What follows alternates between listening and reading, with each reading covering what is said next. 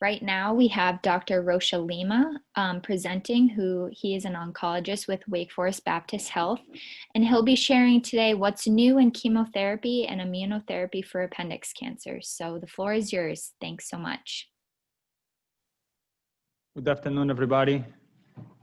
I will review and discuss systemic treatments for appendiceal cancers.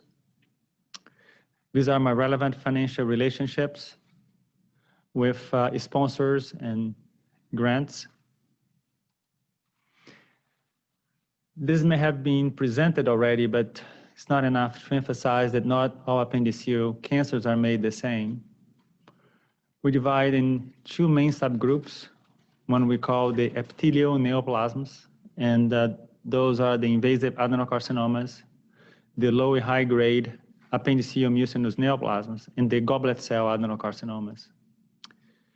And then there is a neuroendocrine group where differentiation is paramount in order to guide us how to select different treatment modalities, and we break them down into well and poorly differentiated malignancies, and then we further break it down into high, intermediate, and low grade.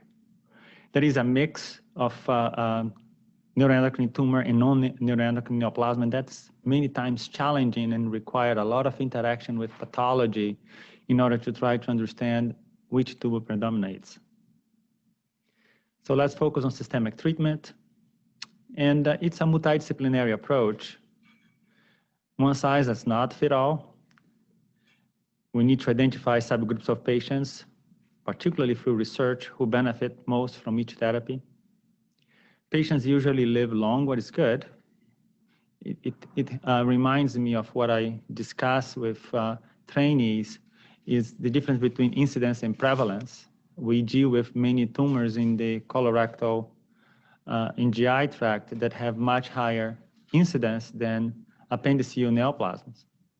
But many of those have a shorter survival. So when you stay long managing patients with appendiceal tumors, it's not infrequent that you see that your clinic starts to have a predominance of appendiceal tumors because of the longer survival.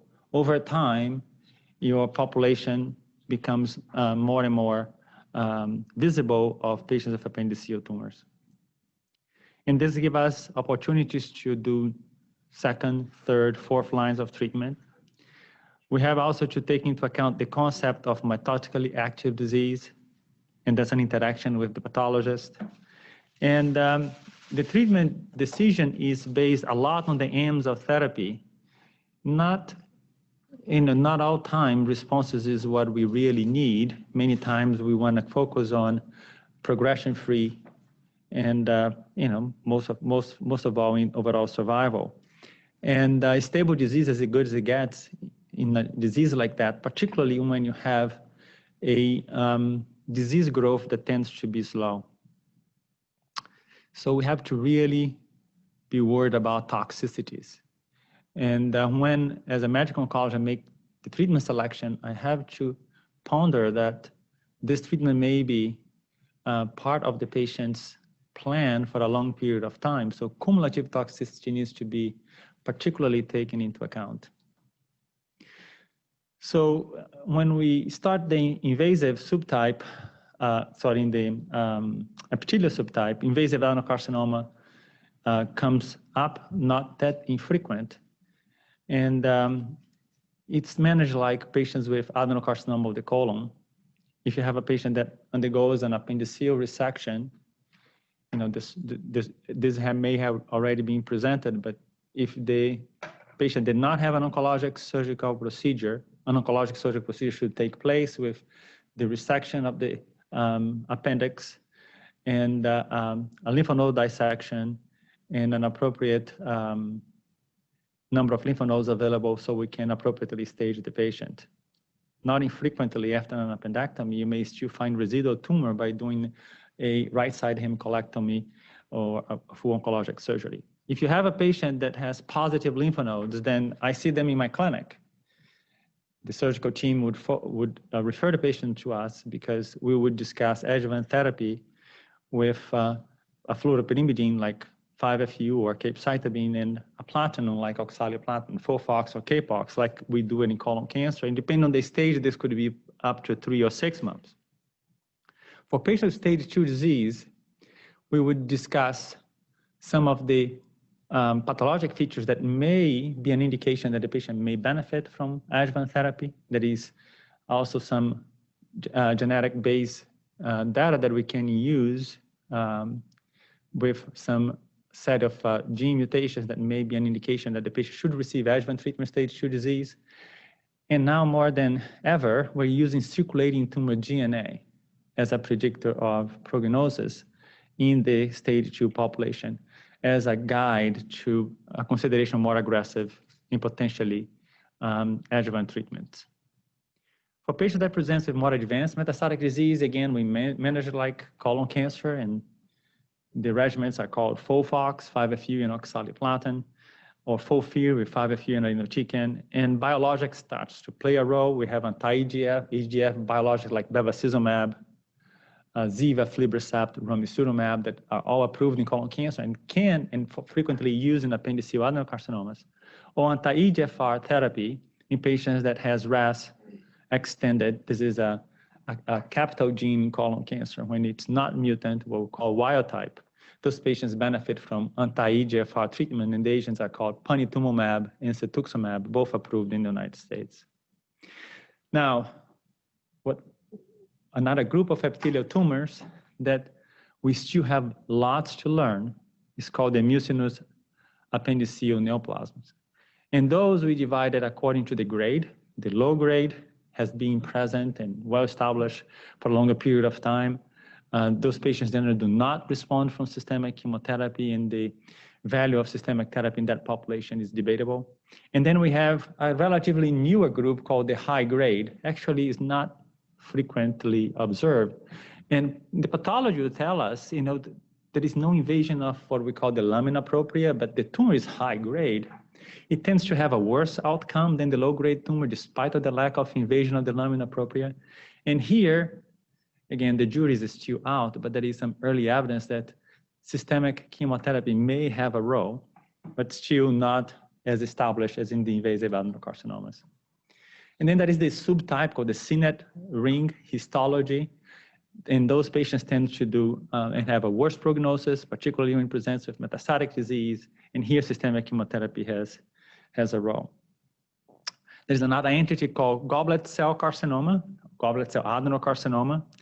It was previously called, and I think was a good change in the terminology, it was previously called goblet cell carcinoids or adenocarcinoids, because they are actually not frequently managed as neuroendocrine tumors. They're mostly managed as adenocarcinoma. So I think the terminology change is adequate to guide us as medical oncologists. And again, this is not a disease that is frequently seen. And the oncologist that is a general oncologist would see one case or less a year of a goblet cell adenocarcinoma. And I think the change in terminology would be a better way to direct treatment. It is managed in the adjuvant setting with treatment as we do in colon cancer. In the metastatic setting, again, we need to meet with the pathologist and understand how important the potential component of the neuroendocrine tumor is present. But again, we tend to manage with platinum and fluoropyrimidine like FOLFOX or CAPOX. Another presentation is when there is peritoneum dissemination and of what we call a rupture of the appendix, and then the cells, occasional cells, but basically mucin is present in the peritoneum, could come up with what we call a mucocele as well, and that's called pseudomyxoma peritonei. As a medical oncologist, I have very little to offer in that regard. This is basically a surgical entity, and the treatment is to manage the patients according to symptoms, and sometimes the bulking operations may have a role. And over time, it will cause problems. So you need to be monitored and followed by your oncology team. Now, shifting gears from the epithelial to the neuroendocrine group, let's start with the well-differentiated neuroendocrine tumors. And this comprises about 70 to 75% of neuroendocrine neoplasms, and are subdivided according to the grade. So you have well-differentiated low, intermediate, and high-grade tumors. The low intermediate grade tends to have a better prognosis. The timing of the cells division is slower than the high grade. They have an indolent behavior. And in the low intermediate grade, the role of chemotherapy is questionable. We have most biologic approach to that I'm going to further discuss. For the high grade subgroup, that might be candidates for systemic chemotherapy, what we call more orthodox systemic chemotherapy. And then there is another subgroup called the poorly differentiated neuroendocrine carcinomas. That's about 20 to 25% of the neuroendocrine tumors.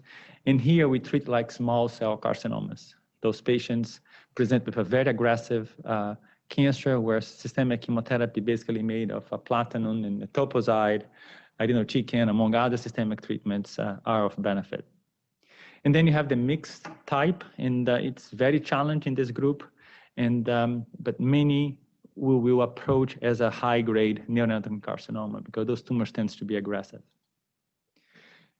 Now, you probably have heard, and there's a lot of information about carcinoid syndrome that may be a presentation in appendiceal tumors, but interesting enough, it is not as frequent present like in other sites of the GI tract.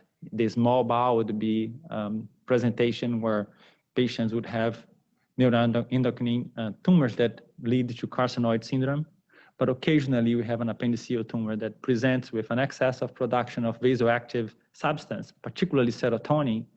And the symptoms are very characteristic. You have flushing, wheezing, diarrhea. And if not treated, it may lead to a right-sided valvular heart disease. And the best way to manage that, if it is not a surgical situation, if the tumor cannot be resected, is to proceed with biologic agents that would block the receptors to serotonin, and those biologic agents are octreotide and lanreotide. Now, the patients with well-differentiated neuroendocrine tumors, as I mentioned, chemotherapy is not the paradigm. Here, we would start with biologic agents like octreotide and lanreotide. By blocking the receptor, it may actually have anti-growth effect in the tumors. There have been 2 trials showing that octreotide may improve outcome, or lanreotide may improve outcome, not only because of symptom control, but also improvement in progression-free and overall survival. But when this does not control the tumor, some of the patients may benefit from other biologics like everolimus. It's approved in that scenario. And it's also effective in stabilizing the disease. Very uncommon to cause the tumor to shrink. It's a pill, you take it daily, and it tends to be easier for the patient, but there are significant side effects, including inflammation in the mouth, called stomatitis. You can have difficulties in controlling your blood glucose. You may develop inflammation in the lungs called pneumonitis, so it has to be taken with a caveat. And more recently, there has been the development of a agent called Lutathera, it's lutetium-177, that basically uses the octreotide as a transport to a nuclear radioisotope called lutetium-177 that would then be delivered to the cancer cells through the octreotide binding and lead to cell death. So that is being a very important recent achievement in that scenario, and is currently approved in 2nd or 3rd line treatment in patients that have a positive scan called a PET delta-tate. So you need to have that scan being positive. And by that, you understand that you can develop the lutetium-177 to the cancer cells in those patients that have the PET delta-tate positive. Again, another situation where the multidisciplinary team is important. Here you have the nuclear medicine physician helping us to identify those patients. When we go to the high grade, well-differentiated neuroendocrine tumors, now we leave from the biologics and go into the more chemotherapeutic agents. And here you have the temozolomide you also have the platinum etoposide. In the patient that have the positive PET dot Tate, the lutetium-177 may be another approach. And biologic like everolimus and anti-VEGF are also indicated. In the poorly differentiated, he is straightforward systemic chemotherapy with platinum etoposide. Other agents that have been shown to be helpful in that situation, including paclitaxel, temozolomide, that is another pill that can be very active in this situation, irinotecan, oxaliplatin, topotecan. And here, immunotherapy appears to come up as being a potential benefit in that subgroup of patients. Early trials suggesting that it might be a role.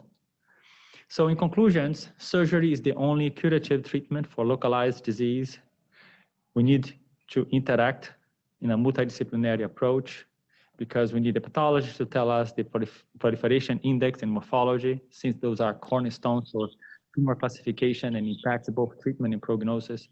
Systemic treatment varies according to a lot of the things that I already discussed with you, but includes somatostatin analogs, target therapies, chemotherapy, and PRT. Sequentially, sequencing treatment is paramount because you have a situation where long survival is fortunately expected. So you need to be careful about not causing toxicity that may limit quality of life. Thank you very much.